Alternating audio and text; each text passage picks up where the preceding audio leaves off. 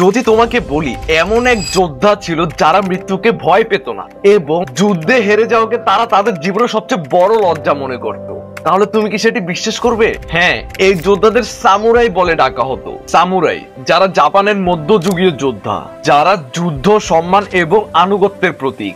তারা বুশিডো নামের একটি নীতি অনুসরণ করে চলতো, যেখানে সাহস, সততা এবং আত্মত্যাগই ছিল তাদের জীবনের মূল নীতি। সামুরাই শুধুমাত্র তলোয়ারে দক্ষ নয়, এর পাশাপাশি তারা দারুণ তীরন্দাজ ছিল। 1200 শতাব্দীতে জাপানের গৃহযুদ্ধে মূলত এই সামুরাইদের উত্থান হয়। তখনকার সময় শোগুনদের সেবায় তারা নিয়োজিত থাকার ফলে তারা সামরিক শক্তির মূল কেন্দ্র হয়ে পড়ে। তাদের তলোয়ার, কাতানা ছিল তাদের মূল শক্তি। বছরের পর বছর তারা জাপানের রাজনৈতিক এবং সামরিক ক্ষমতা নিয়ন্ত্রণ করে আসছিল।